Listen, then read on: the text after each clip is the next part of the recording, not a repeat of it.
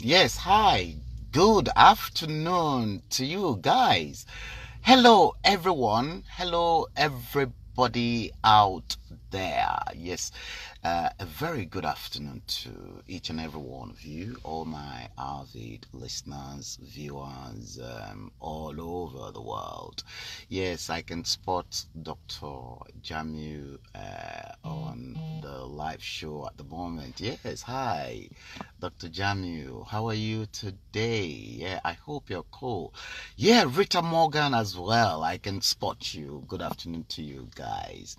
Now, I am back one more time this very afternoon, Tuesday, the 4th day of December 2018. I'm going to tell you exactly my precise location where I am at the moment, but I want you to pay particular attention to this board, this green board on this is my right hand, but you're seeing that as my left hand in the camera, because the camera is lateral reversal, because I'm beaming this live from the face on. So take note of that. I'm going to tell you exactly where I am at the moment, and but I've got Dr. Jamu, and I've got Rita Morgan in the house. I'm going to first seize the opportunity to actually invite other people in. So whilst I am going to do that, I'm going to cue something for you guys to enjoy in the meantime. One of my favorite. Here we are. So I'm going to seize that opportunity just to invite others in.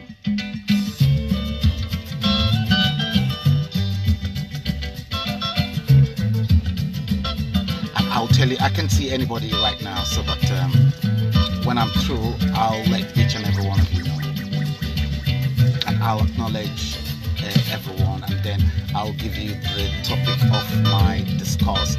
I can see Franca Obi, you're already sharing it. Yeah, you are on at the moment, so thanks, Franca Obi. Yeah, this is one of my very, very favorite of KSA. Yeah. I'll invite all those important guys, my regulars. Just give me some few minutes, guys.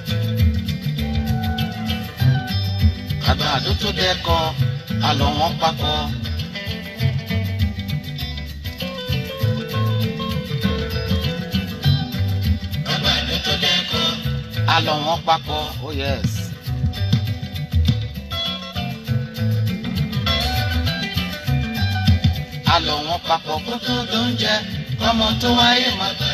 Oh yes.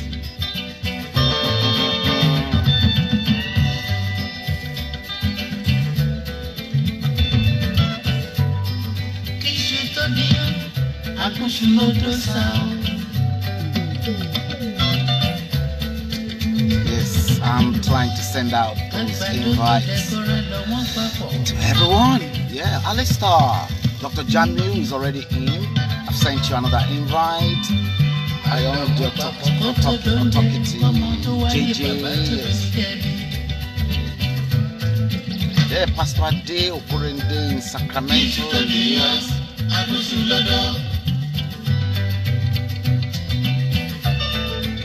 Yeah.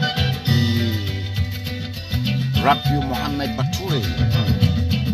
Interesting. Yeah, Chief Odogu Ulisa. Hi, Chief. Yeah. Saratu, my cousin, Fumilayo Bello, my auntie, Jessie Ajiro, Dr. Wumi Akitinde, Isaac Adegute, Franca Obi is already in, and she had already shared the stuff. Aaron Uku, not too sure if Aaron is going to tune in. Yeah, I was chatting to Shoboki earlier on, making a nice comment on her picture. And she actually invited me to the Trinity Chapel, the Christmas Carol on Saturday.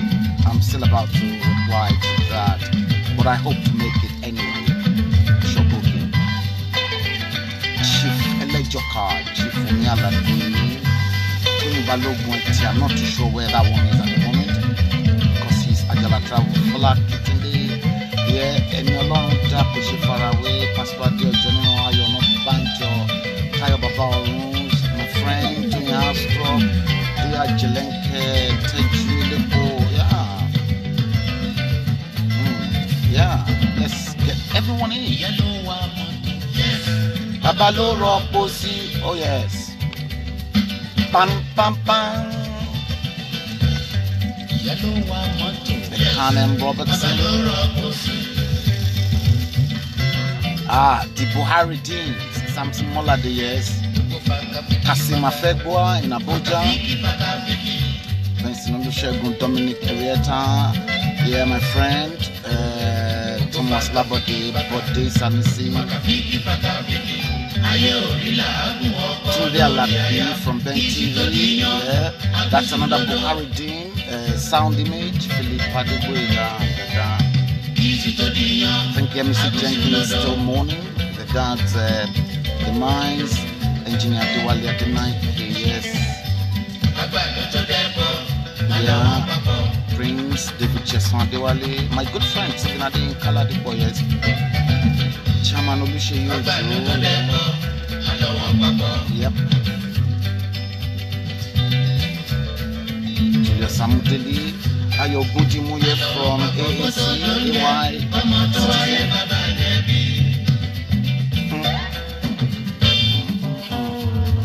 Kadisho in Kawali Makoli. Lamogajia Jerry Mangla in Uganda, in Kampala. KSA Kule Adi Adibite. Fakinda in Lagos. Yeah, Evangelist Tuyemi. Yeah, my friend, my good friend Fatai Ogunribido. Yeah, PSV, the lounge. Wale Gap. Yeah. Patibulai. I think that Dr. Chris Maffidon is live at the moment. Kayode Akintemi, Sonny Leshi, Mama T, Tony, Jaye Daramola, Peter Olorun Nishomo. Yeah, let's invite Kayode Ogundamisi, yeah, Buhari Deans as well. Yeah, Collins Wake in Belgium. Yeah, Ruben Akintele, Olan Godwin Ogenede, Pepe Adeshemi, yeah, Richmond Bodo. Yeah. Oh yeah. Okay, I think I'm getting there very gradually. Yeah, man's the best man. Yeah. Alaja Khadija to Wahab, yes. Samson and John, yeah. And you're like, oh, they're just coming. Look, Facebook just hit everybody down there. Okay, I think I'm going to stop here right now. Let me see. Yeah, let me stop here. Right. Okay. Yes, Dr. Jamil, thank you so much. Yeah, thank you, Franca Obi. Yes. Yeah. Well, I know she's there, but she never told me she was coming to. She never told me she was coming to see you. She told me something differently. Bukitaiwo told me something differently. She told me she was coming to Nigeria. She was going to Lagos, Dr. Jamil, to sort out some stuff about the dad and the rest of it. She never told me she was going to be with you, but oh well, good luck. I wish her all the best. I don't know what's happening there. Kolawole Shola, yes, you guys are welcome. Ayoride Otokiti, you guys are all welcome. You're all awesome. My good friend, Olamogaji, Capital Estate, the man that actually made things happen for me. When I first came, Olamagaji was there, a good friend indeed. Tosin, Irede, Jennifer, yes, good day to each and every one of you. You guys, you just keep coming in. Just keep coming in. Share it if you want to share it. Okay, now today is Tuesday, the 4th day of December 2018. I was away for the weekend. That was why you guys did not see me. Yes, Mr. Mogaji, yes, I can spot you. Thank you so much for tuning in. Now, we're going straight into episode 16 in our show today. Hashtag 2019 Nigeria decides. And this is episode 16. We treated episode 15 the last time. So this time around, we're going straight into episode 16. Now, where I am, the temperature in London is 7 degrees Celsius.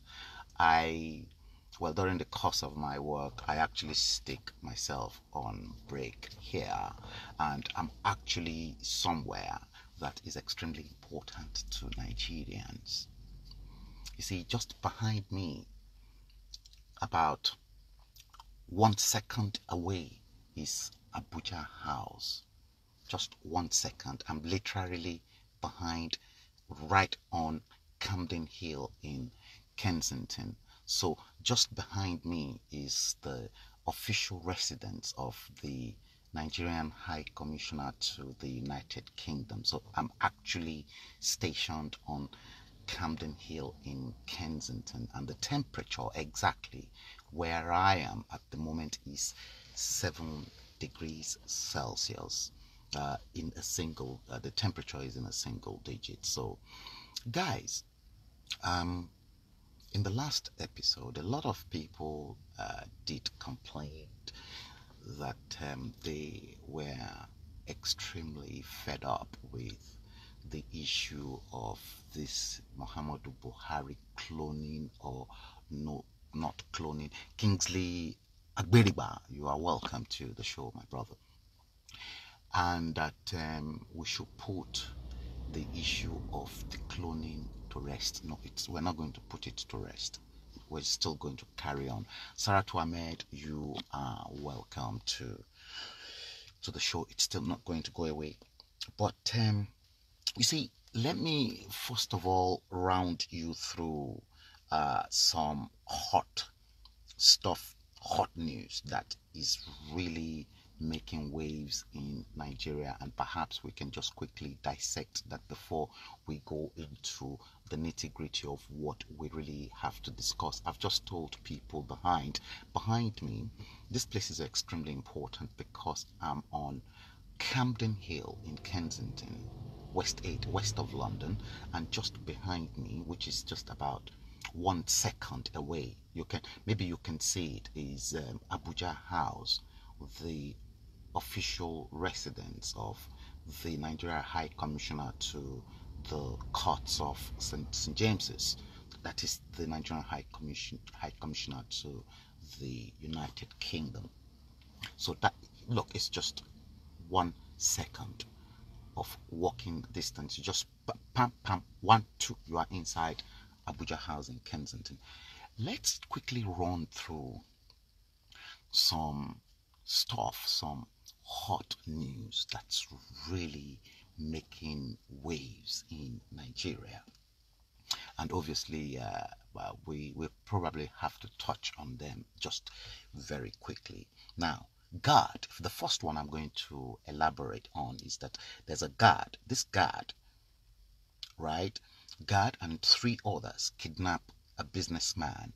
So guard probably guarding the premises of the businessman, and three other people kidnapped a businessman, then forced the same businessman to transfer 3 million naira from his account. And after that was done, the businessman was then set ablaze. This when I looked into the gravity of that news, that sad news, guys, this is exactly what poverty is striking at in Nigeria. And there we have corrupt politicians, corrupt government officials, you know, making that country to be unstable for even ordinary people going about their normal business being killed on a daily basis. Imagine somebody who had already given employment to some other people so that they can put food onto their family table, and imagine, because the security is not particularly there to protect many of the innocent Nigerians, like Nnamdi Kanu will say, Nigeria is a zoo country. Well, I wouldn't buy into Nnamdi Kanu's statement that Nigeria is a zoo, in as much as we know that that country is really in a terrible, filthy state. That is how I am going to describe Nigeria. Terrible and filthy. Filthy. Nigeria is filthy because it is full of corruption. Okay, welcome, Samson and Jorin. Welcome, Shobuki. I mentioned you earlier on that I was chatting with you on your wall, and you subsequently invited me to your Christmas carol at the Trinity Chapel on Saturday. I'll see if I can make my time available, but I hope to be in London this weekend anyway. So if I am in London this weekend, definitely I'll probably make it, because it seems I need to be taking a regular break away from London after a stressful week. So if I'm in London this weekend, I'll let you know. I'll definitely make it, Shoboki. So if the Nigerian government cannot provide security for lives and property, guys, why do we have a government? Why are we paying such exorbitant amount of money to maintain those ruthless politicians as senators and members of the House of Reps? That businessman that was robbed of 3 million naira and subsequently killed by the guard that he employed and 3 other people could would have been me. It could have been you. It could have been innocent someone who is trying to drive and pilot a successful business in the most dangerous country in the world. That is the first one. The second one, Amosun said, I'm still in APC, but members who defected to APM have his blessings. That's the only thing I can say to Ibikunle Amosun.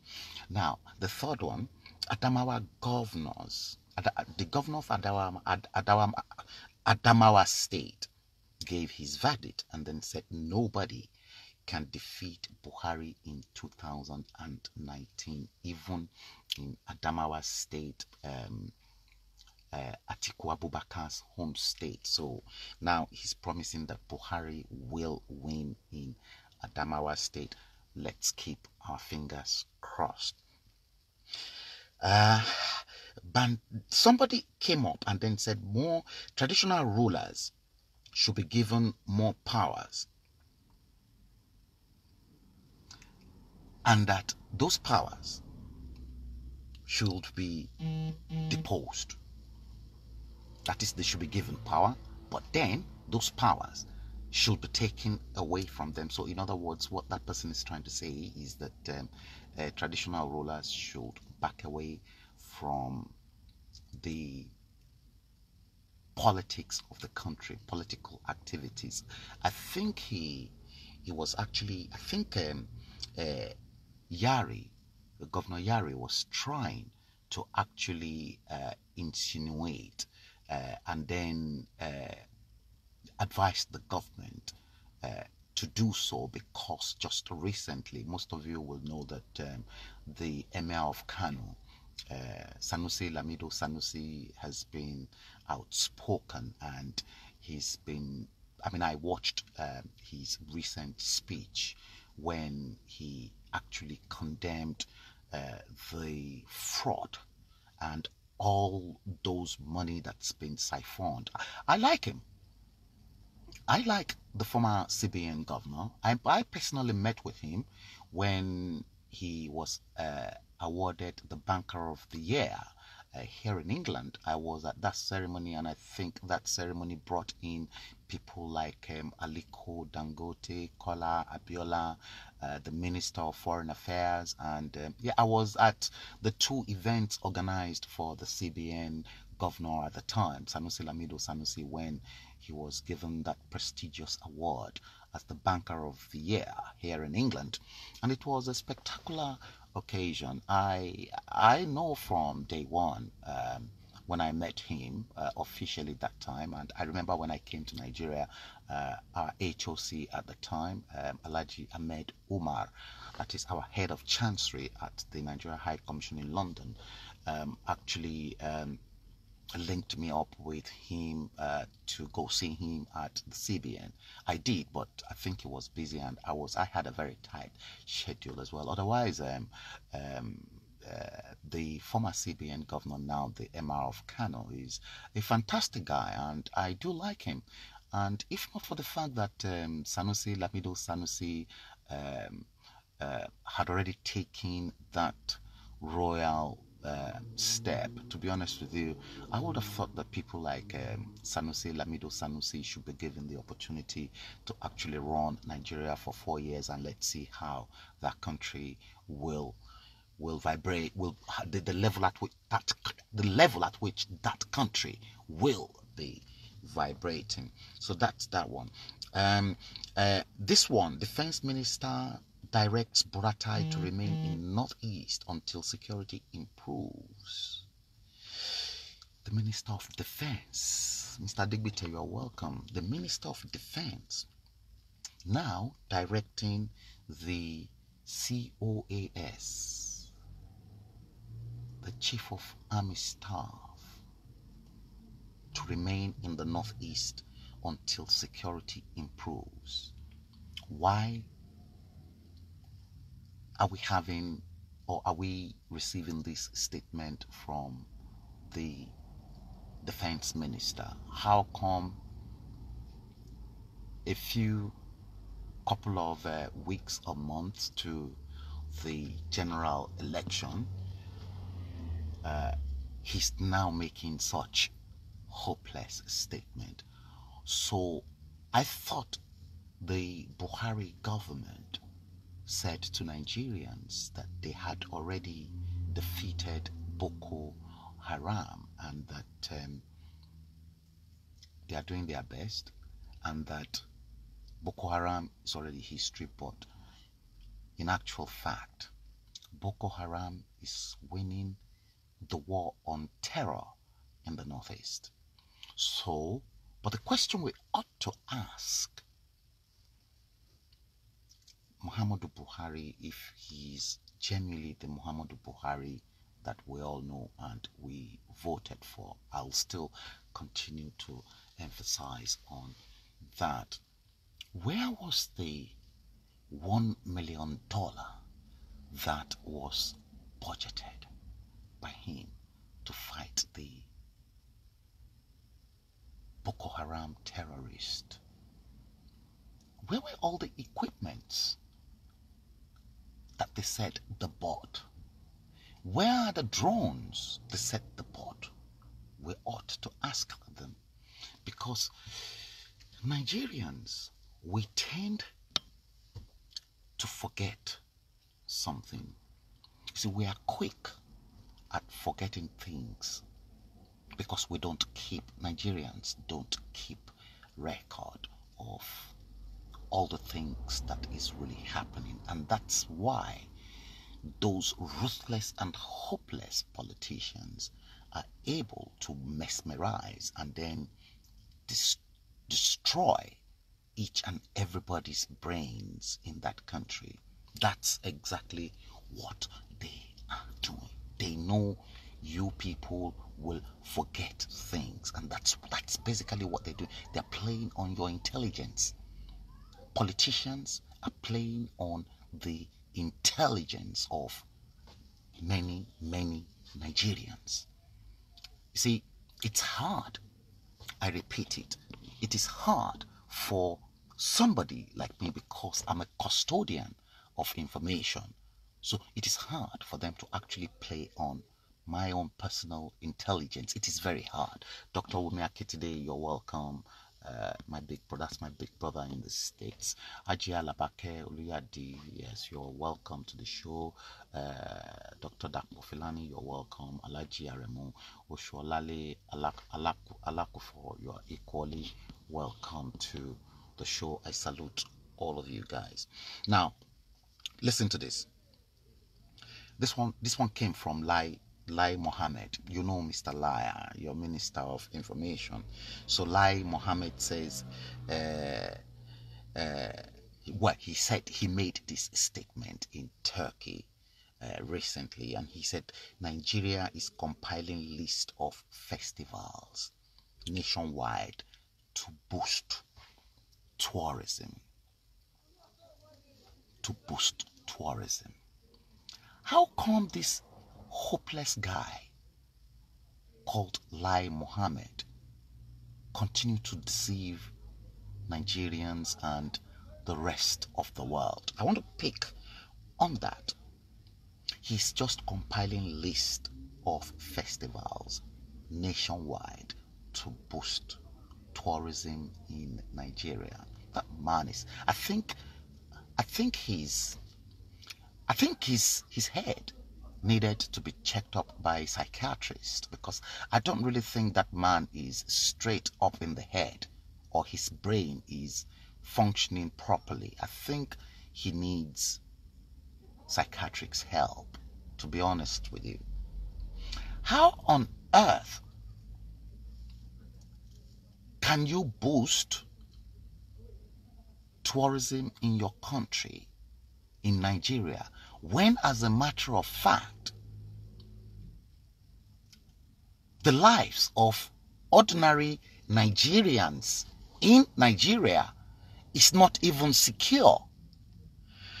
I've just made mention at the top, first on the list of the analysis I'm going through with you guys, that a Megad and 3 other people kidnapped a businessman. They forced him to transfer 3 million naira from his account. And after that money was transferred, these 4 people, the 3 and the guard, set the businessman ablaze. So, what gave your Minister of Information the impression that Nigeria is ready for tourism? You see, for Nigeria to thrive in the tourism trade, number 1, have they provided the 24-hour electricity supply that is needed for tourism to flourish in the country? That is the first question. The second question, have they provided the security for the lives of those tourists that will come into the country to spend their money, considering that ordinary Nigerians, I repeat, ordinary Nigerians, their life is not even guaranteed.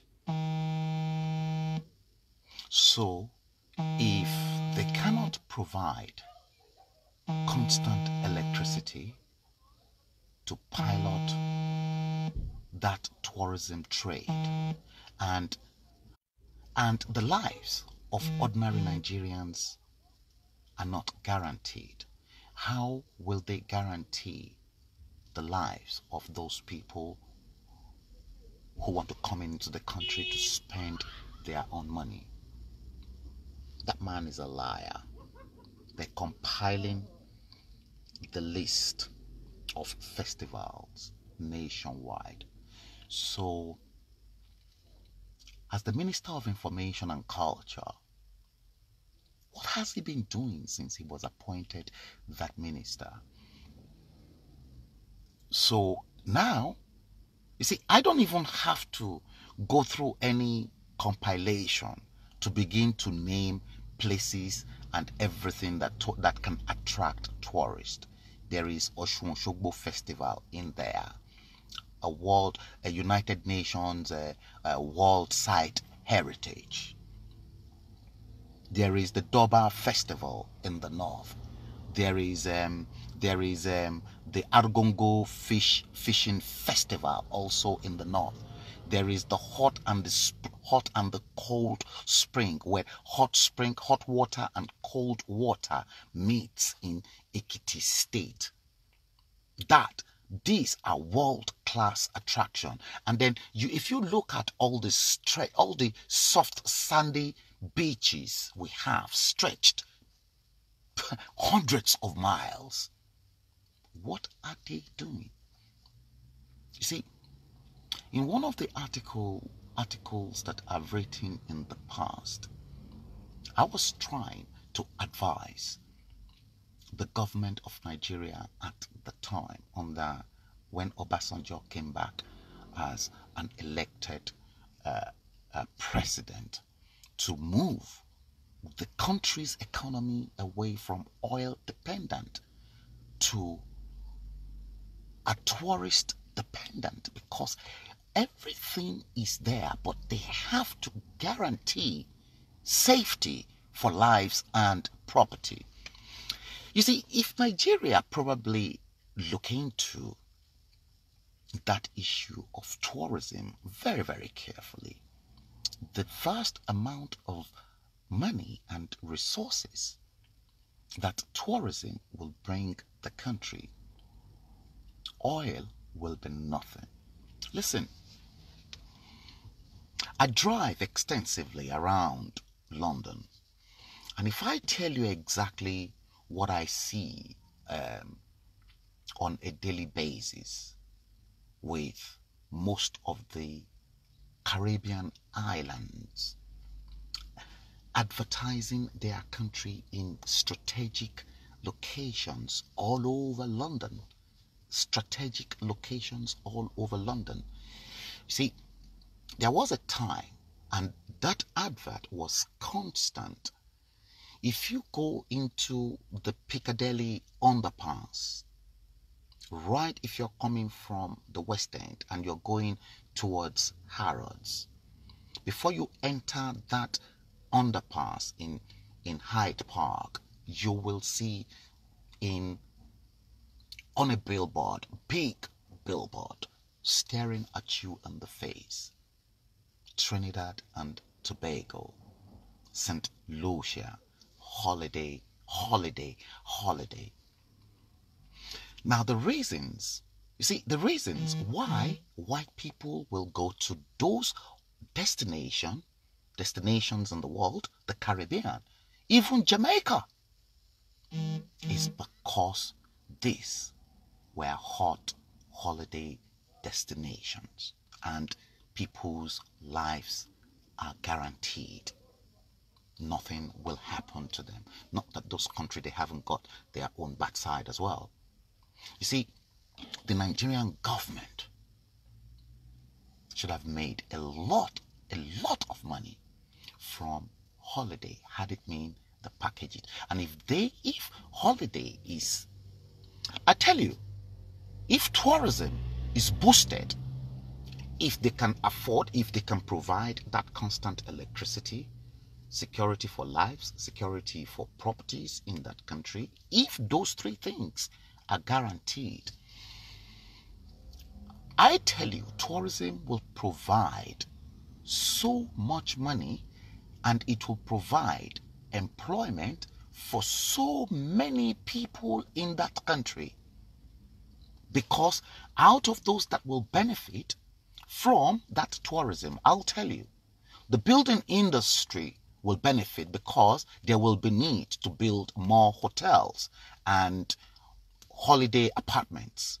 There will be need for Nigerians to be engaged in the construction of those places. Architects will make it. Builders will make it. Builders merchants will make it. That is number one. Number two, the transportation industry will equally make it. More flights will fly into Nigeria, and when more flight flies into Nigeria, that flight becomes cheaper. You see, a lot of Nigerians will complain. They will say, oh, BA, Virgin, Lufthansa, KLM, and all these airlines that fly into Nigeria charge exorbitantly, especially BA and Virgin Atlantic. They charge exorbitantly. That, after all, it is the same distance from London to New York. And London to New York, you can always get a cheap ticket for about maybe £250 on the same 6-hour flight. And that, how are they charging us so amount of money? Now look at the traffic, the amount of flights that leave London or any of the UK airports to New York. At least on an average, we're looking at maybe 15 to 20 flights every day. 15 to 20 flights direct between Virgin Atlantic and the BA. Then you have to look at how much the US government is taxing the British government on all their flights.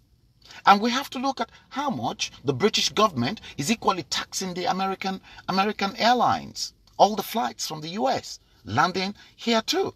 It is a bilateral thing. You charge this, we'll charge that. Now, you look at the amount of tax. The amount of tax that the Nigerian government is charging those airlines. Their tax is heavy. That is why airline ticket is expensive, and because they've got just one flight every day to that country. We don't have our own national carrier. So what do you expect?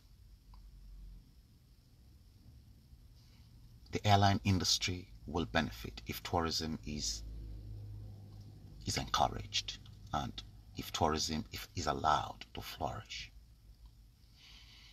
The hospitality industry, the catering industry will equally benefit. All those taxi firms and everyone in the country will all benefit. They will all make money. That is why we need to get it right. It's not just only agriculture. Let me acknowledge a few people. I'm surprised to see Godson Azu, my good friend. Maybe he watches from behind the scene. Victor Akinola, you are welcome as well. Richmond Obodo, you are welcome.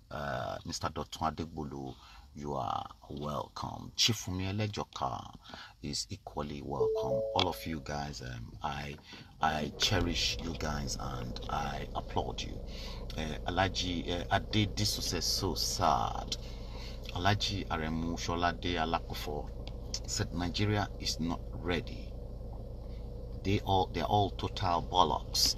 Well, okay, I hear you, Elijah. I hope you are feeling much better now. So that is what I have to say. See, Lai Mohammed compiling the list of festivals to boost tourism in Nigeria. So I think they need to take that man to a psychiatrist, to be honest with you. I don't really think his head is straight. His head is not straight. Now, this one, local governments must operate independently to boost economic diversification. This one came from Bukola Saraki. Wow. Bukola Saraki of all people. That is, I think I'm going to make a separate podcast on those that are piloting the current PDP campaign, because I'm not really comfortable, because it's like the same corrupt people that brought in the same Muhammadu Buhari to power are now on the other side of the fence. Ayo Gundimu, you're welcome to the show. Franka Obi said, Frank, these scammers have been there since 2015. They did not look for investors, but 2 months to an election, these failures on their way are parading with a lifeless on his way out, scamming people. Nigeria is the country, a dead man is the president. Buhari Jubril, so says Franka OP. I'm still coming back to that. Amina Olayinka, good afternoon to you. Yes, Ayo Ogundimu, good afternoon to you, my brother. Yeah, they are terrible people. You see, 3.5 years, going 4 years, they've never thought it fit for them to actually look for ways on how they can improve the economy and the social status of many Nigerians. They've never thought about what they can do to create jobs, to create opportunities, employment for Nigerians. But Nigerians are not thinking themselves. These people, they don't really love themselves. Nigerians, they don't love themselves. I'm telling you the truth. It's changing because now that we have a situation whereby they're dishing out money. The vice president was dishing out money, 10,000 naira to market women. So sad. It is so sad. And those people they're all accepting it in order to vote them back to power. And then another 4 years we'll be suffering. See, I am tired and I am sick of having to send money to help people back home. I am sick and tired of that. See, the pressure on us in the diaspora is just too much. And how many people are we going to help? It's like those who are in Nigeria, they don't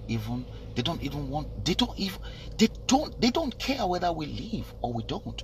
They don't care that we've got bills and many other things to do with the little changes that we have to send to them. Some of them are appreciative, but some of them are not. But if we truly have a government in power, they will look into problems. They will solve most of those problems. You see? Now, I'm going to move a little bit into other areas now. Now, there was Ayogundimu said Nigerians must reject these looters totally. We have deep self-hate in our society, correct? Ayogundimu.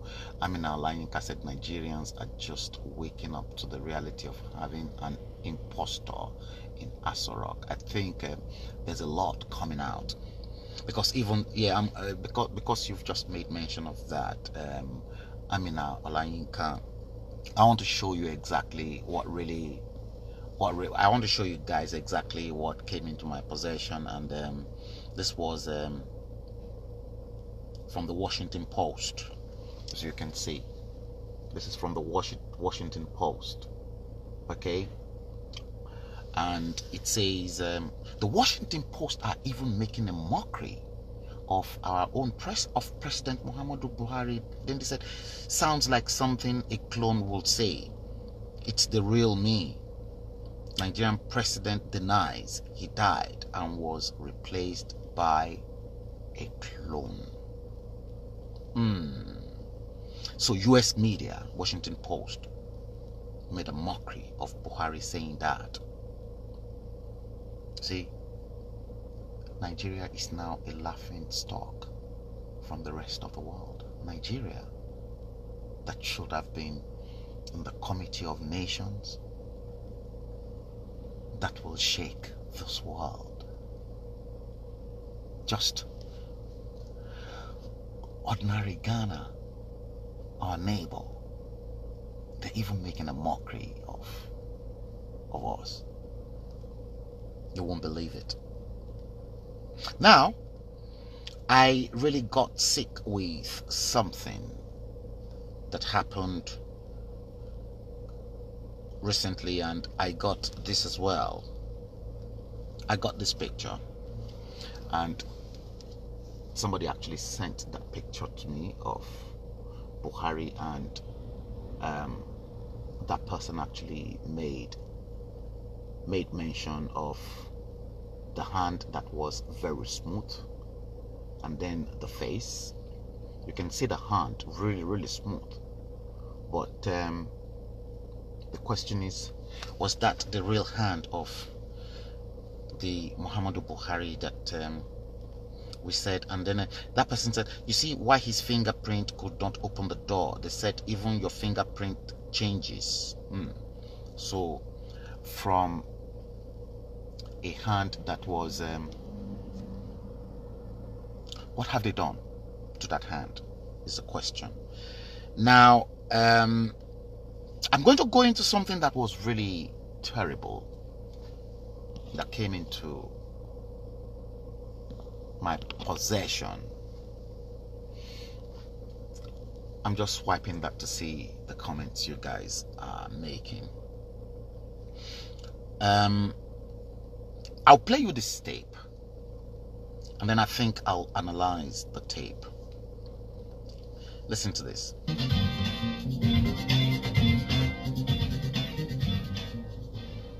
Listen.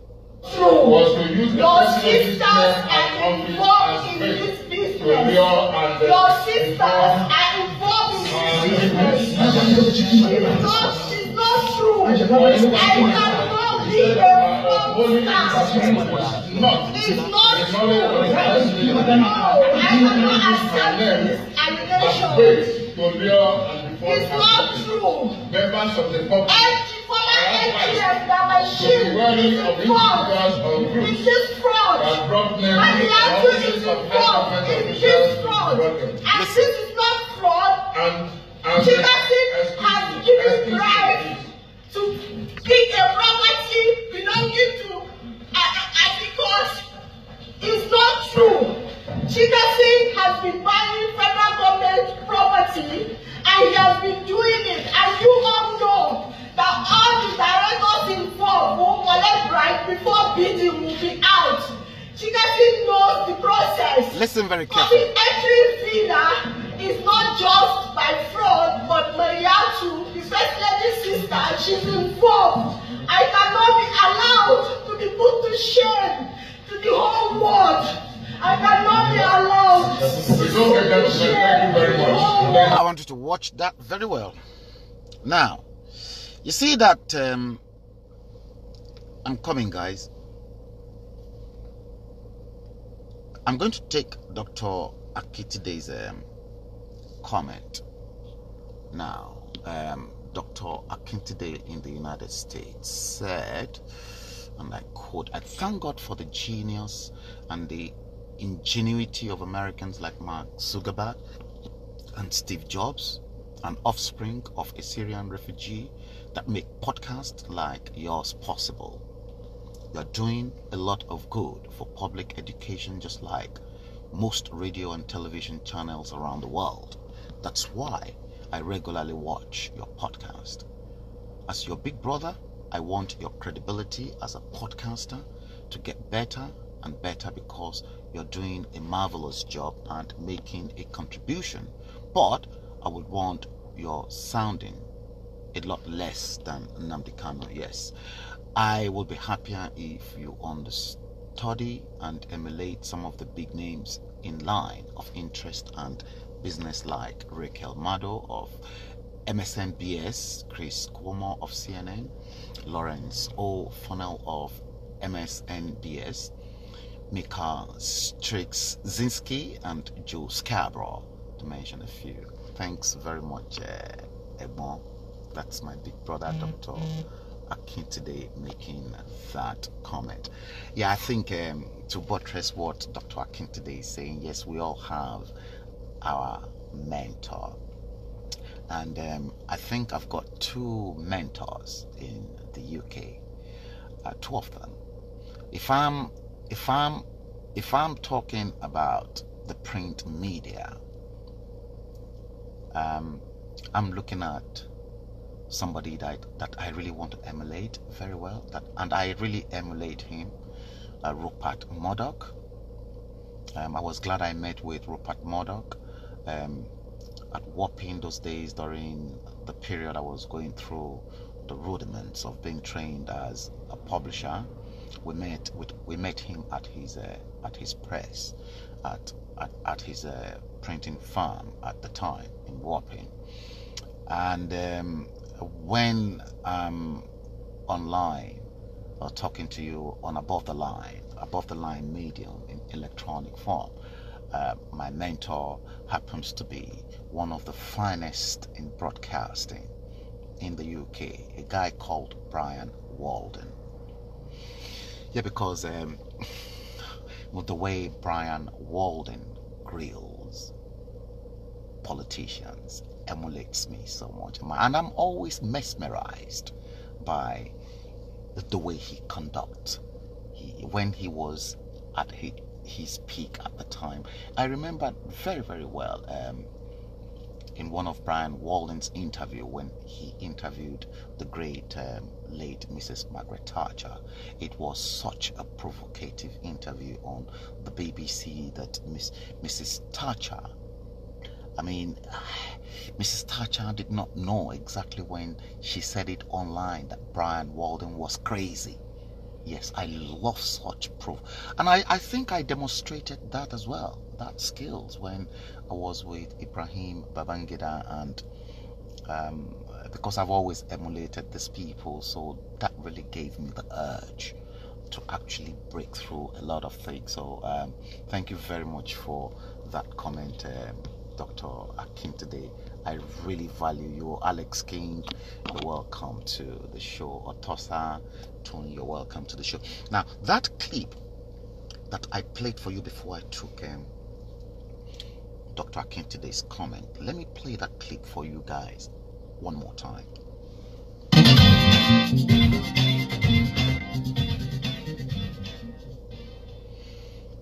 Your sisters are involved in this business. Your sisters are involved in this business. Your sisters are involved. I cannot be a fraudster. It's not true. No, I cannot accept this allegation. It's not true. Members of the public. This is fraud. And the answer is fraud. It is fraud. And this is not fraud. Listen very carefully. Chicago has given right to pick a property belonging to because it's not true. Chicago has been buying federal government property, and he has been doing it. And you all know that all the directors involved will collect rights before bidding will be out. Chicago knows the process. Entering villa is not just by fraud, but Mariatu, the first lady's sister, she's involved. First lady's sister, Aisha's sister, to the whole world. Aisha Buhari's sister. Thank you very much. Right, guys. That was a clip. That clip I have just played to you guys. Now, this particular lady was arrested by the DSS, Department of State Services, in Abuja. So there was a big drama. Now, in that drama, you could hear the lady that was arrested telling them that was not true. But in that, the most important thing was that she implicates Aisha Buhari's sister, and at the same time implicated Babachia Lawal in a 50 million naira fraud. So this happened, I think, last week Monday, during the parading of one of, now this lady was Amina Mohammed, and she was accused of impersonating the first lady. Now, the former secretary to the government of the federation, Babachia, I was told, is involved in this fraud. Miriatu, the sister to the first lady, is equally involved in the fraud. Now, what this lady has been claiming is that Chikasan, which is a property business, has been buying government property, and they've been doing so for a long time. Now, all the directors, everyone who collected bribes before bidding will be out. Chikasan knows the process. Entering Villa is not just by fraud, but Miriatu, the first lady's sister, is involved. So Amina Mohammed was the suspected person that was arrested by the DSS. So when we know that such a thing is happening, and we know that Chikasan has been involved, they've been trading legally. So how come the DSS arrested Aminat Mohammed? I have a feeling she's been arrested because Aisha Buhari's family are involved and they want to silence this woman. Now, the problem now is a lot of Nigerians are still supporting this same Muhammadu Buhari's government, and they still strongly believe that his government is the right government to lead them into the promised land in 2019. I think I am still doubting that, to be very honest with you. I doubt it. And I think if I begin to doubt things about the legitimacy of whether they'll perform or not, see, I'm always right. See, so looking at all these different corruption cases and allegations from the governor of Kano State, Ganduje, caught red-handed, receiving dollar bribes from contractors on 5 different clips. And then the same governor of Kano State has been exonerated and was even awarded the best governor of the year. I beg your pardon. Something is wrong with that country. And a lot of people don't see anything wrong, but they still believe that Muhammadu Buhari is fighting corruption. I beg to disagree. Muhammadu Buhari is not fighting any corruption. You see, I think it was 2 weeks ago, I made a podcast and I told you guys, because in fact, I think it is the Spirit of God that's directed me to actually come to Camden Hill, and behind me is just the residence of the High Commissioner to the UK. Just look, it's just 1 second away from where I'm making this podcast. Now, when, as a matter of fact, we had Prince Bola Ajibola and Dr. Dalhatu Saraki Tafida as our High Commissioner to the UK, the Nigeria High Commission was full of life. There was money. Right all the way from Obasanjo when he was president, and in fact, let me take it back as far back as Obasanjo when he was president, and Prince Bola Ajibola was our High Commissioner to the UK.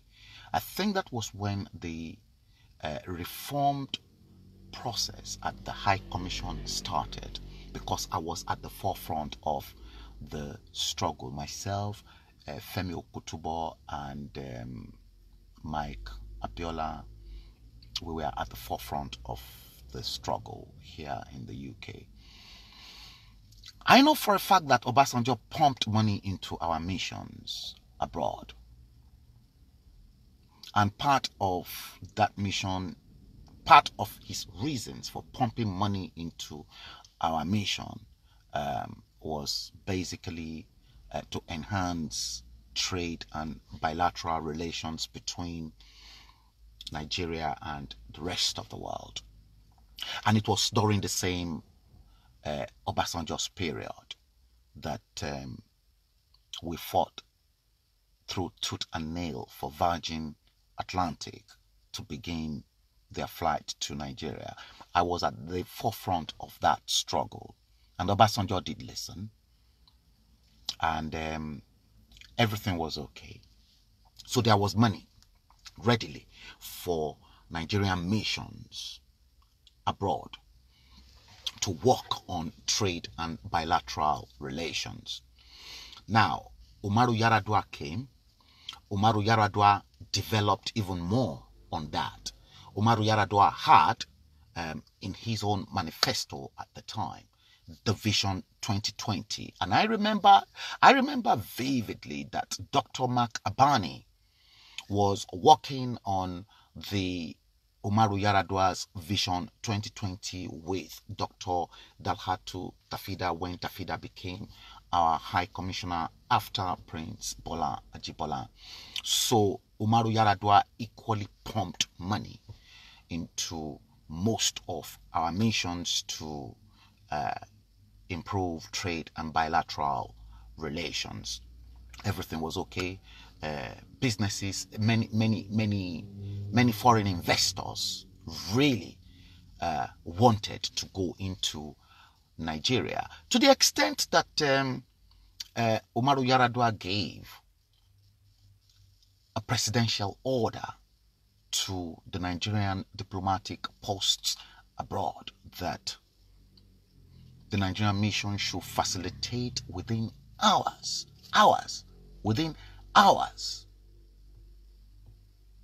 any foreign investors who want to genuinely come into the country should not be held to ransom.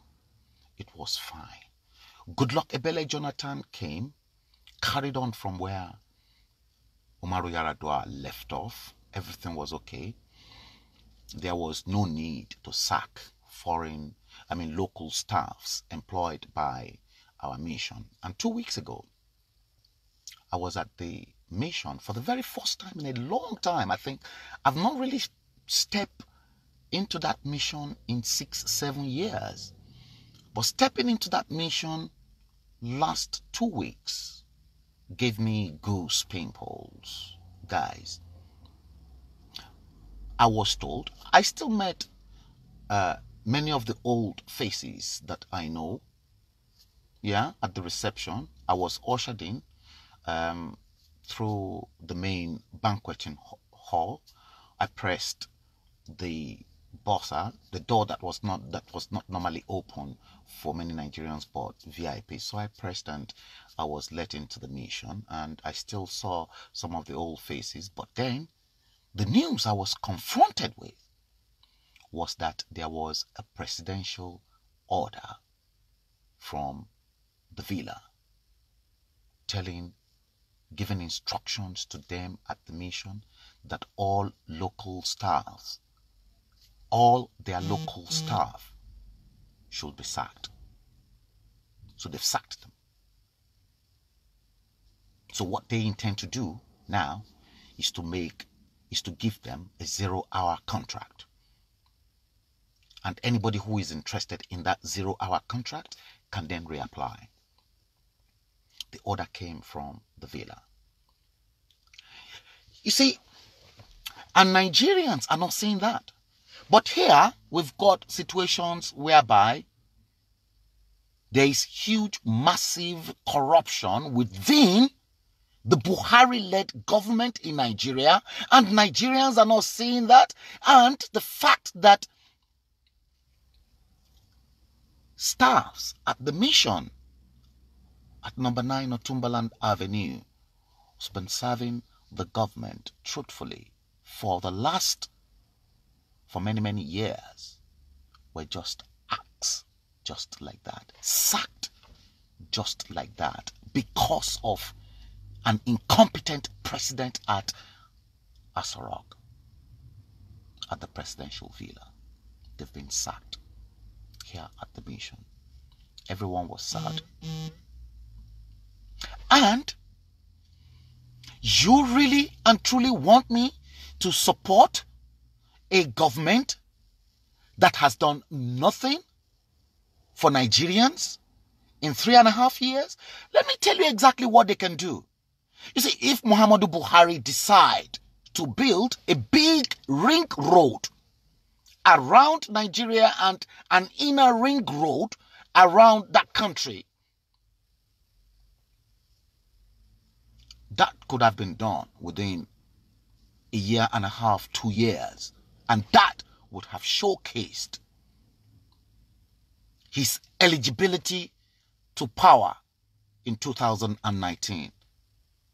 A ring road. So that if you look, what I mean by a big ring road around the entire nook, and it's a ring road, just like we have the M25. The M25 is a big motorway that runs around London. You can easily travel 180 miles on the M25. So if you need to go to anywhere, you don't need to go through town. Maybe you need to go through. So you need to connect Watford from say Mile End. You don't need to come through the West End to go through to Watford.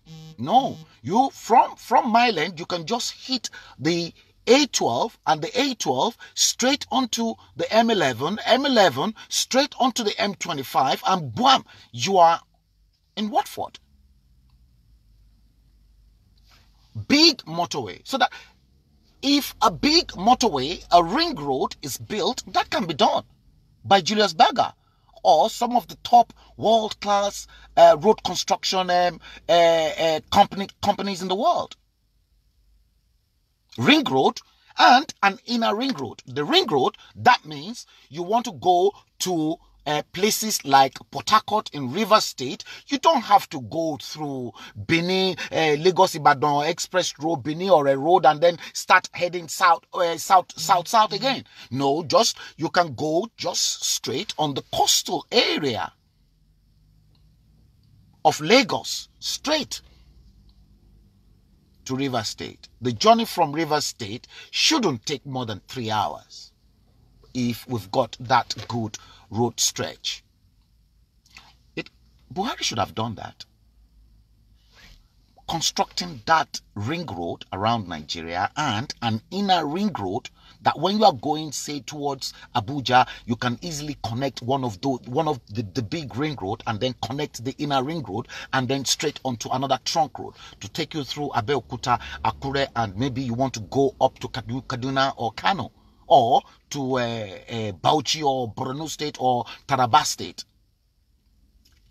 That could have been easily done within a year, 2 years of his administration, and but by constructing that ring road and the inner ring road, don't you know how many Nigerians will be employed? Not given the contract to Chinese people, but proper European construction companies that will do justice to our road. Look at all the roads Julius Baga constructed. Look at the Third Mainland Bridge.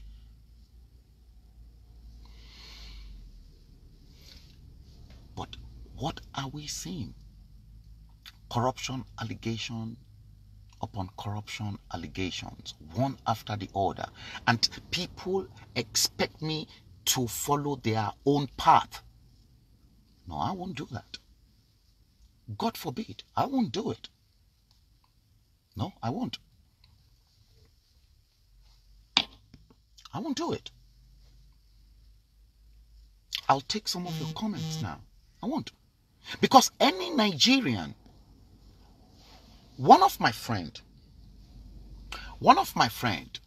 Fatai Ogunlebido, actually sent me something on the same phone I'm making podcast with earlier on yesterday. And he was crossed and vexed with the mere fact that Nigerians are not seeing things the way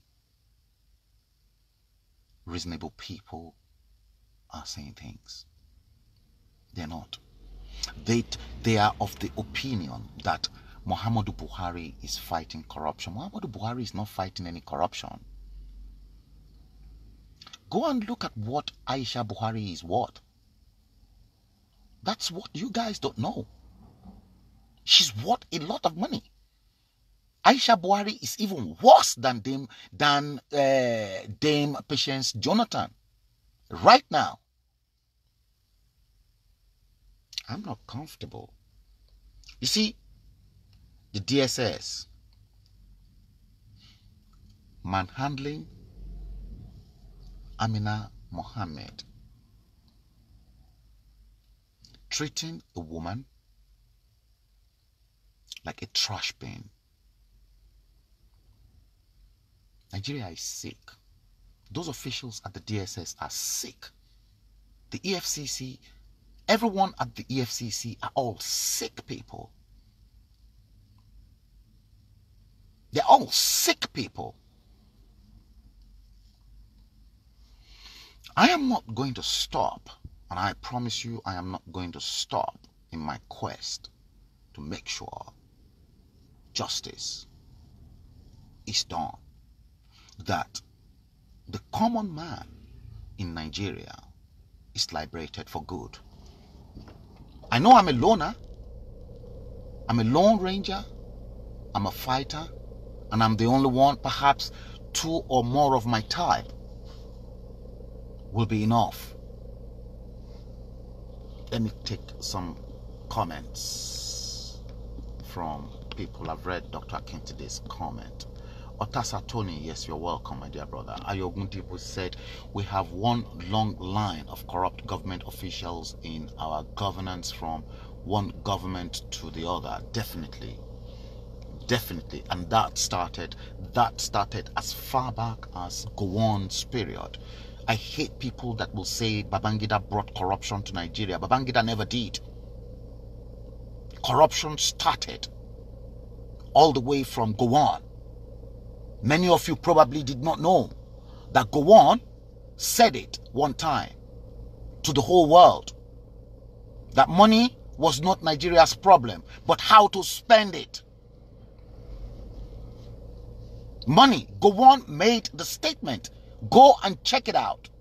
Google it. Money was not Nigeria's problem, but how to spend it. That was made by Gowon in the 70s, before his government was toppled. Imagine that. And people will continue to label allegations of corruption against Babangida, that Babangida was the head of corruption started in Babangida's period. You guys are joking. Go and check your record. Abbas Ajeveni said, if they do that, how they get... if they do that, how do they get away? How they get away? How do we get away? Okay, AAC Africa actually is solution to that. If they do that, how do they get away with looting Nigeria's money? Is what you wanted to say. Franka Obi said, how can a non-Nigerian and lifeless man develop a country that is not his? Buhari Jibril's an impostor occupier. Thank you very much for that, Franka Obi. I trust you. You remember, Franka Obi, we both fought for the election of Muhammadu Buhari to come to power together. So none of them can actually accuse me of doing something that... No, I promised Muhammadu Buhari that if he failed to deliver, I will turn my back against him. And he never gave me money. I never collected anything from anybody. But all I want is for the business environment to be conducive. I want business environment to be conducive in that country. If it is... Look, I made mention of I made mention of the mere fact that tourism should be... Sorry about that. It's carbonated water, it's not alcohol. That tourism should be at the priority of any government in Nigeria, and that the revenue government can derive from tourism will supersede what they currently make on oil. See, if tourism is developed in that country, the printing and publishing industry too will benefit. My industry will benefit, because people will want to print. You see, hotels, everyone will want to print their flyers and their brochure. See, so you can see the different areas of commerce that tourism will provide business opportunities for. You see, within the print, you see, by doing that, the graphic designers, right, will eat, because they will have to make artwork. The printing industry will eat, because their machine will be constantly working. I did make mention of that, but there was nothing. Yeah. Amina Olayinka, she started with foreign exchange before going into oil. Yeah. Papa Odua Obezua, the statement you just say, now I cry, you can't do it. That is me for everyone. Yeah. I can't do it alone.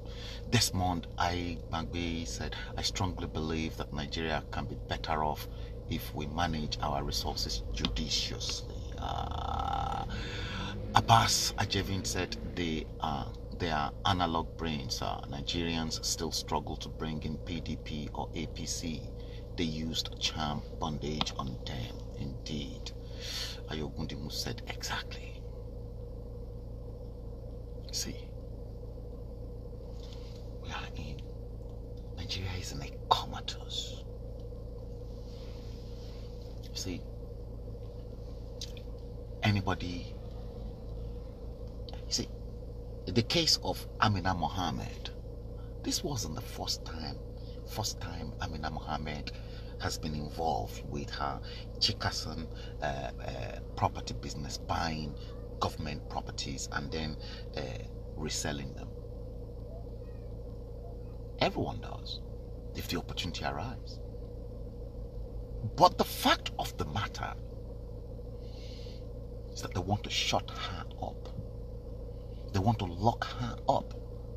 Probably she wants to blow the whistle, and that's why they want to lock her up. And people will tell me that Buhari is good. No, I cannot be fooled. I cannot be fooled by anyone. Look, I've got friends who still believe that Muhammadu Buhari is the alpha and the omega that will salvage that country. I say no to them. And they know where I stand. They know exactly where I stand. Not that Atiku is a saint. Don't get me wrong. I said it time after time that given the opportunity, I would have loved Professor Kingsley Moghalu to head that country. In the absence of Professor Kingsley Moghalu, to be honest with you, I would have thought that probably the former CBN governor probably is holding the ace card to pilot Nigeria, to run that country properly for decent human beings, and not all those jagabans and the jaga people that we have in power, the vagabonds in power. It is so sad. Guys, it is so sad. And many people, many Nigerians, they're not saying things the way I am looking at things. They are not. They feel Buhari is coming back to clamp down on Obasanjo and Danjuma and Babangida and the rest of them. They are in for surprises. They will be surprised. No, it's not coming. It's coming back to loot Nigeria completely. Imagine ordinary local staff, Nigerian local staff at our mission in London, sacked by the presidential order from Asovila. What a whole lot of nonsense. And then they will say those people are taking bribes.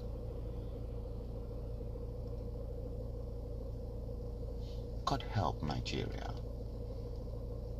Did you hear that? God help Nigeria. Look, in fact, the way I am feeling is like the sky should just fall on everybody in Nigeria and they should perish Nigeria completely. That is how sad, because I'm really sick and tired of the way that country has been run and governed. Yeah, Comrade Atese Wadiai, Buhari has failed us, sir. He must go in 2019. He's evil man, a big failure. Bamidele Michael Akorede said exactly that. Are you saying exactly to the fact that the sky should fall on Nigeria, just on Nigeria alone? No other country, just Nigeria, and then kill everybody? If I probably have that spiritual power, to be honest with you, I'll do it. The good and the bad. Or, if they know they cannot rule us anymore, let them hand over the country back to the UK. Let them hand over the country back to Her Majesty. Tell her, look, we cannot rule again. Your Majesty, please come and take it.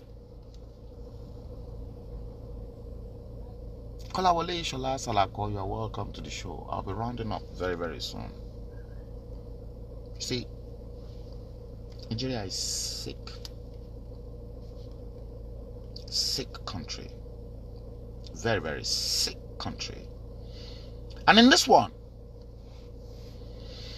I'm going to play this last tape. Papa Odua Ogbezua, solution we need now, sir. Thank you for fighting for the masses. We have to fight for our land. We don't have any other land than Nigeria. To be honest with you, I have Papa Odua Ogbezua. I have been fighting. Look, I've been in this struggle as far back as 1998, 99. I've written so many articles in my magazines, in my publications, in everywhere. I've done many things, many interviews on TVs, on radios. To be honest with you, it's like I'm the only voice that is doing all this by myself. Osta Itehe, thank you. You're welcome to the show. Yes, I've acknowledged Kolawale Shola Solako. Before I begin to wind up, let me play you this. Now, most of you, it's gone viral, but I'm still going to play you that one. I'll play it for you so that you guys can actually see it. Listen to it.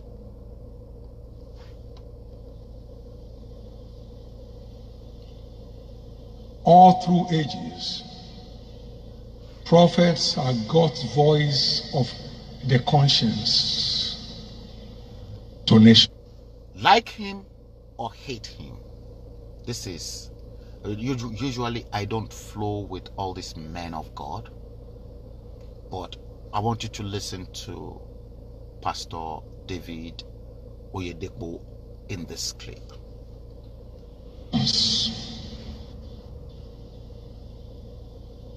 And prophetic intervention is God's age-long solution for the rescue of any nation whenever besieged by principalities and powers, resulting in dehumanization and destruction of lives as we have it today in Nigeria. Listen very carefully.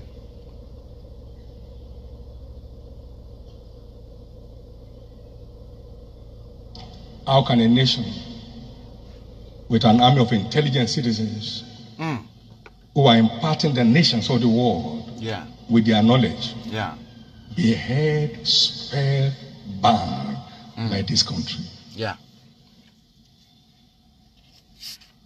How can the largest nation in the world be heading for perpetual slavery without people knowing it?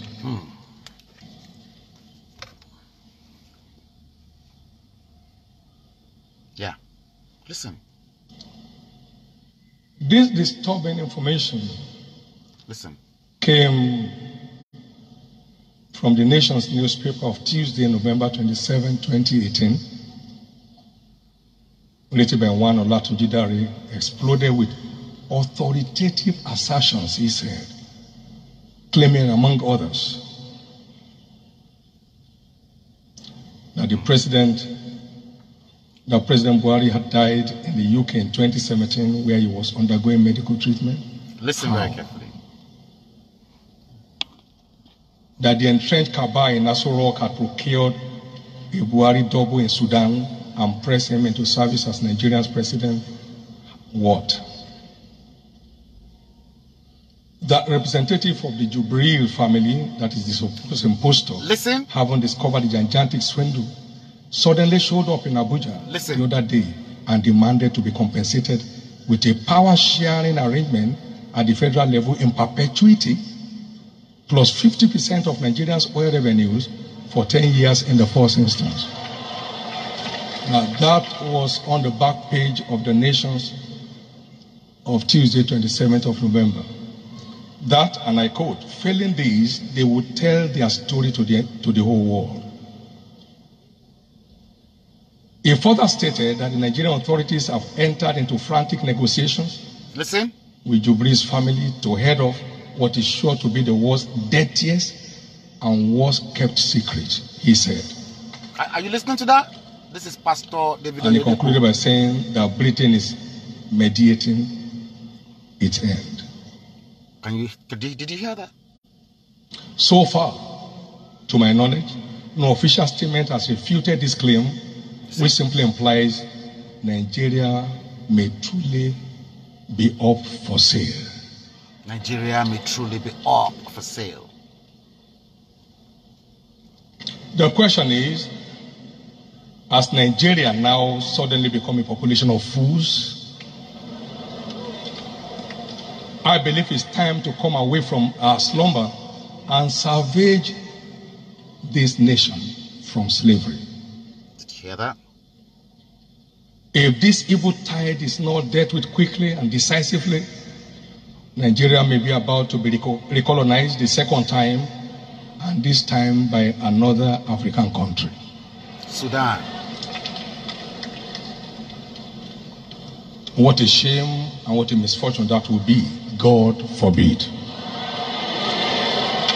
You know, when we pray, we must be sensitive to the ongoings.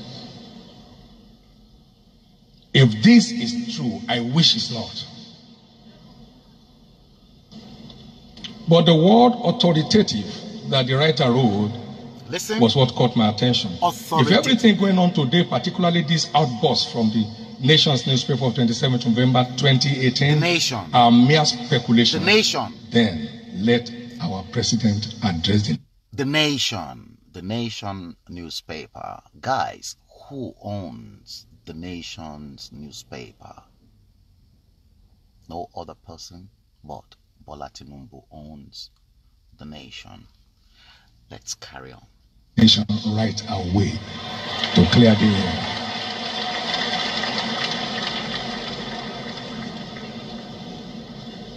This same call has been made by two one-time leaders of this nation, President Olusegun Obasanjo and General Absalami Abubakar. I did emphasize that too. But if the president will not address the nation on a subject as sensitive as this, it must have been proved beyond any iota of doubt that maybe he's not our president. That's right. On this note, we are going to rise and pray. Stand to your feet. I am going to pause that because I'm not really interested in that prayer session by the group. So we move into other areas, which now brings me to the question of this. How come the hand of our president is as smooth as that?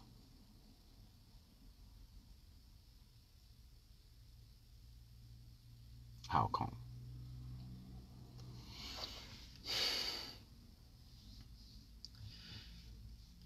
Somebody sent me something earlier on. I think if I can probably access that, I will show you and I will play that, but that is very, very staggering.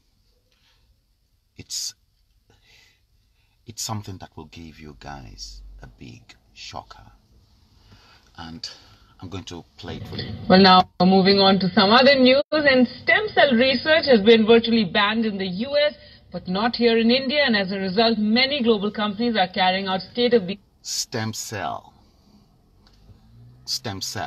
is banned in the US, but not banned in India. Let me play this. Let me start all over again. Please listen attentively. Well, now moving on to some other news, and stem cell research has been virtually banned in the US, but not here in India, and as a result, many global companies are carrying out state-of-the-art and top-secret medical research in high-tech but low-key labs in the country. Now, in this world-exclusive, NDTV reveals some path-breaking stem cell research that will change the world we live in, research that will put an end to organ transplants. Soon you could have a full-body transplant. Full body transplant. I am no doctor, but where I am is a top secret lab. A lab where high quality stem cell work is done. A lab in a corner of India, the location of which I cannot disclose. It does work which will change the way human beings view themselves. It is a work which is funded by 6 pharma companies. It is work which will change the way humans view themselves. If you've got a major heart problem or your liver and kidneys are short, These dodgy organs are transplanted from a brain-dead person. See? Now all that organ transplant stuff is history. With this new stem cell research, the future is here in these labs. It's being codenamed FBT. FBT. Full body transplanting. Full body transplanting. If your body is not functioning well, the arteries to your heart are blocked, kidneys weak, and you've got, say, cancer of the liver, instead of getting a brain dead person and carry out a series of transplants and multiple surgeries, these doctor scientists now slice you just once. Only one cut.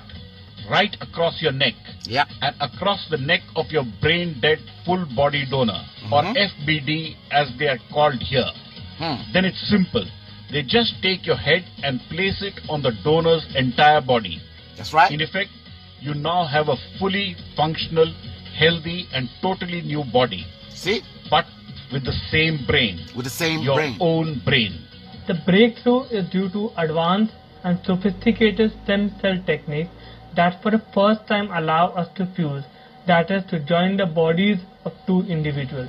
The bodies of two individuals. So far, though these scientists refuse to confirm or deny if they successfully done FBTs, full body transplants, full body transplant, terminally sick patients who are now walking around with their former faces and brains, but with new bodies. With new bodies. For obvious reasons, their identities are secret, but they are being monitored very closely as they walk around their hometowns.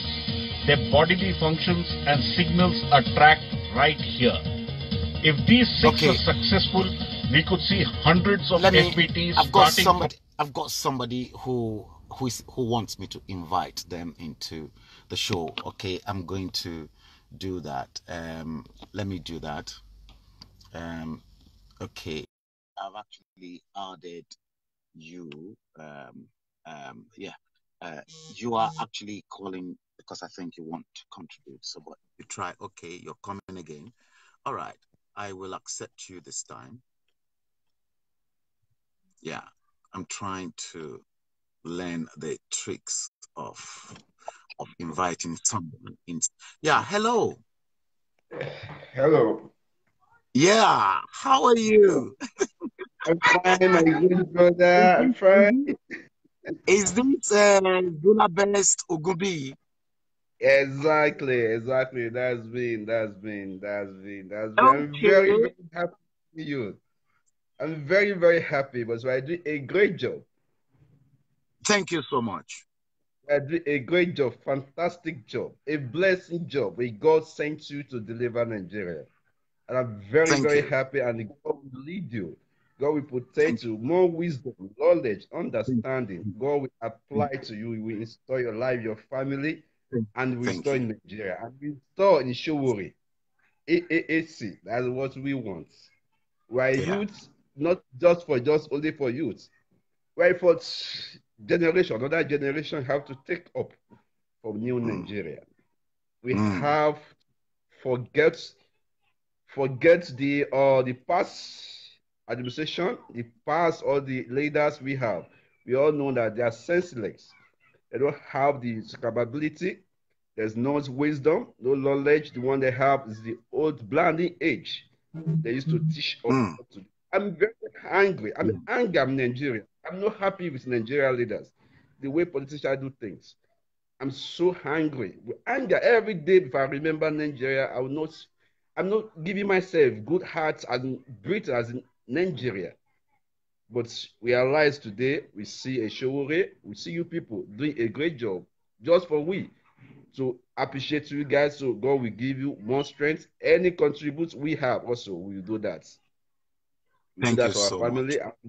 Yeah, I'll be calling my family back home for them to know where they are going. Whereabouts are you watching the show from? Yeah, I'm watching from France, Grenoble. Oh, from France. Oh, that's cool. Yeah, that's cool. Yeah.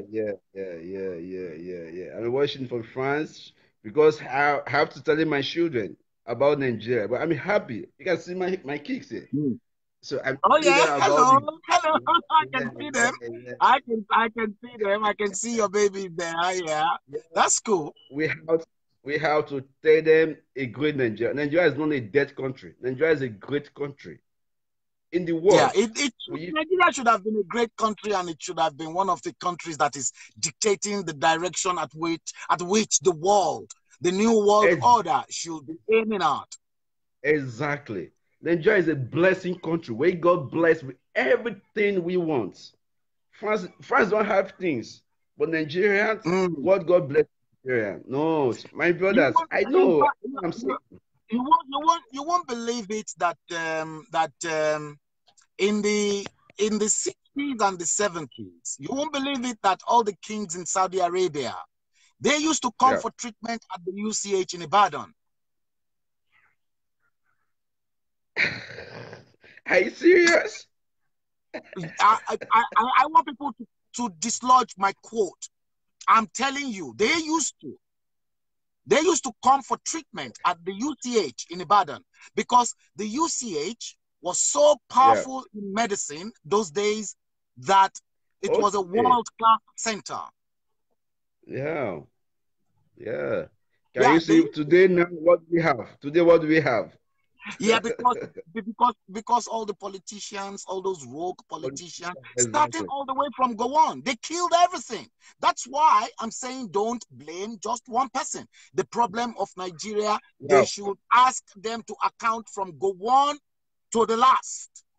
To the last, exactly. For me, my blame, I started from Obasanjo. That's my blame. No, start from Gowon. Then Obasanjo had the opportunity to correct the mistakes of the past in 1979, but chose to hand over power to a grade 2 teacher. Yeah. Exactly. Because that election. Because why I'm saying this, because I travel many countries, so I see things in many countries. The way they are run their country, they run it in normal circumstances. The West country have to be in belief in constitutional. You have to make sure your constitutional is polite, is circulates all the country. I've been many countries in Qatar, Dubai, Indians, Swiss, Italy, Germany, and France, Oman, those countries. So I've been in those countries. But when I realized Nigeria, my brother, when I realized my Nigeria, I come from. You see those countries you have been to, Dubai, United Arab Emirates. You see, when do they develop? This was just 15 years ago that they built their own paradigm. That's where I'm going. That's exactly where I'm going. When I was in Qatar. 15 years ago. Exactly. I will say it's something. When something that pays me, maybe will touch you also. When I was in Qatar, we are working together with some contractor company. Those companies came from Spain, France, Turkey. So we are working together. So along the way we are working, the man came. The boss of the company came. Hey, where are you? Hey. I said, what's happened? So where are you from? He said, I'm from Nigeria. So, so what are you doing here? What are you doing here? Your country have money more than this country. Your body is a Turkish man. Your country have money more than me. What are you doing here? Why are you wasting your time here? Go back to your country. I have to call all Nigerians. We are about 1,005 Nigerians in Cameroon. I have to call them. Can you hear what this person is saying? What we conclude? It's true. See, our leaders make us to be a slave to people who does not deserve it. They don't deserve that, but because of we have to survive. We have to put something in the table. We have to make the plan because the mistake our father did. We don't want that mistake to be it as for us. We have to correct that mistake. That's what Showore is trying to do for my own belief. That we have to correct that mistake from now. If any one of us as a youth come out in social media or anywhere, we have to hold that a young person, you have to hold it responsible to send it back. Ever you follow all those fools, they call themselves Atiku, call themselves Tinubu, call themselves what the name Buhari. All those names are Jaga names. They are Jaga. Yeah, Jaga. There be only door there. As just like let me put it this way: someone that will finish a primary school and control a master, a PhD degree. That's what Nigeria is. Let's talk true to ourselves. That's what I believe. When you see people that are in government, then their education is primary education. So what do you expect for them to produce? They will produce primary, a blind eye, malpractice examination from primary school. They started from that. So that's what they are doing. They are not doing, and the world is beyond their mentality. The world now is technology world, scientific world, but then their brain is down. They are bland. My brother, I'm just happy. I'm happy to talk to you. That's why. Thank you very much, Zula Best Ogumbi. Zula Best Ogumbi, thank you very, very much for tuning in. It's a pleasure. Thank you. God bless you. Yeah. Bye-bye. Thank you so much. Yeah, Zula Best Ogumbi, who made a podcast call from France. So podcast, America, Nigeria.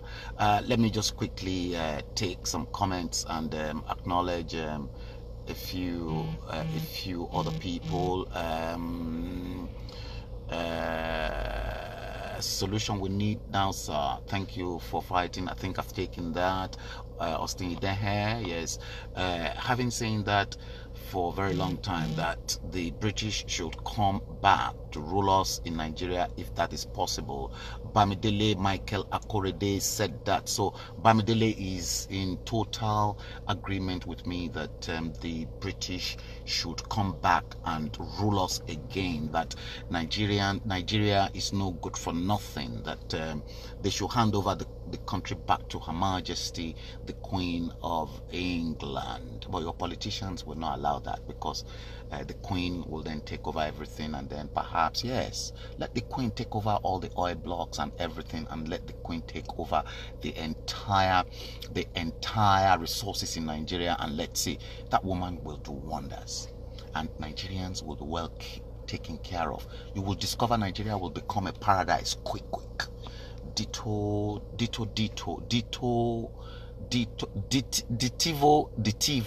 You are right, sir. They should give the country back to the Queen. Nigerians are blind to the truth. They have lost the sense of reality. So we've got somebody else, another supporter, that they should hand over the country back to Her Majesty the Queen of England.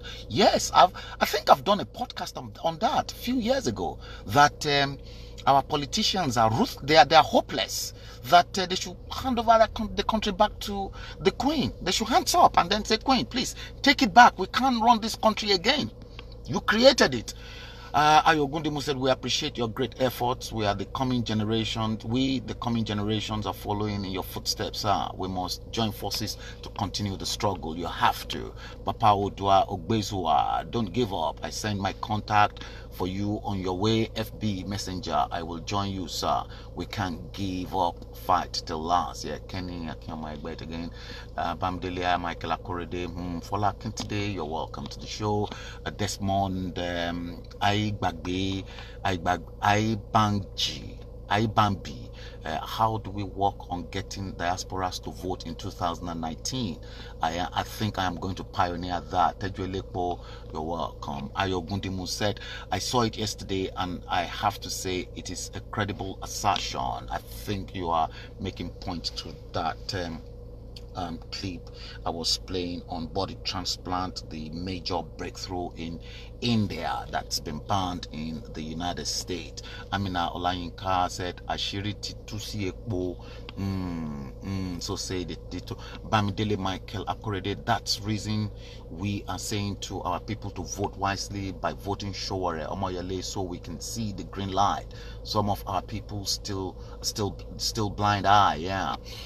Yes, Zula Best Ogumbi watching from Grenoble, France, up AAC. So says Prince Elisere. Yes, Pastor. Yes, AAC all the way. That's it. We've got another AAC. Prince Elisere, I think, just came back from his holiday with his wife. Richmond Obodo is in the house. Bamidele Michael Akorede. Maybe we need to change the name of the country called Nigeria. I know we don't need to change it. If you change it, it is still the same story. There's no need for that. Yeah. Temitope, okay, said very right, sir. Mama T is watching, I think from Nigeria. You are welcome to the show. Okay. God bless you, sir, for this wonderful program.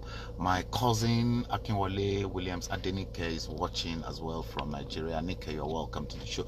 Adegoke Adejare said, Oga Frank, let's sell Nigeria to China. Share the money and move to different countries. No. I totally disagree with you, Adegoke Adejare. No, we won't sell Nigeria to China. No, they should give the country back to Her Majesty. Let's sell the country to China. Hey, God forbid. Hey, me on way ya be me way mama, sell the country to China. Not in a lifetime. They should give it back to the Queen. They should give Nigeria back to the Queen. It is the Queen that can manage Nigeria very well. No Nigerians can do it. Say no to PDP and APC. They are evil looters, destiny killers. They have no good intention towards the people. They are all selfish. AAC is the right party. Omoyele Sowore is the man. Nigerians, please wake up. Okay, so says Adegoke Adejare, Oga Frank, let's sell Nigeria. Okay, I've taken that. Mohammed Suleiman Okbayemi, we shouldn't be saying that. We should stand up and invite them out. Come, okay, Justice Urobo, Omoyele can do it. Okay, guys, look, I'm going to end up by saying to those doubting Thomases who said it is not possible to clone someone, but you can hear, maybe we'll touch on that back again at a later part of my show, perhaps if I'm opportune to do that once again with you. So we will treat it. But the issue of Buhari cloning is still not going to go away, because in India there's a secret lab where they are secretly carrying out stem cell. So I think we will take this up in the next podcast, and we will continue. Bamidele Michael Akorede said they should give Nigeria back to the Queen. Okay, yes. Odo Ikechukwu Osmond, what a great show, watching from South Africa. Wow, this is great. Look, guys, maybe I'll be back online again in the night. I'm going to log out from work because I've got some technicians coming into my flat to carry out some electrical work for me. So I'll log out and I'll be home early. So maybe I'll come back again later on this evening by the special grace of God, and we will round up this the second part of this leg in tonight's show. Hopefully by about, I think I should be live about 7 o'clock this night. 7 o'clock London time, 8 o'clock Nigerian time. For those of you who are on time differences, I'm from South Africa, I'm from France, you guys can log in and watch the remaining part of the show this evening. So thank you all so much, guys, for tuning in to watch the show. I cannot mention names, but there are too many of you in the house, and I just want to say I love you all. Thank you for tuning in to watch the show. Stay tuned. 7 o'clock London time. I'll be back with more provocative thoughts on my show. Thank you. God bless you. Have a wonderful day today. God bless. Goodbye.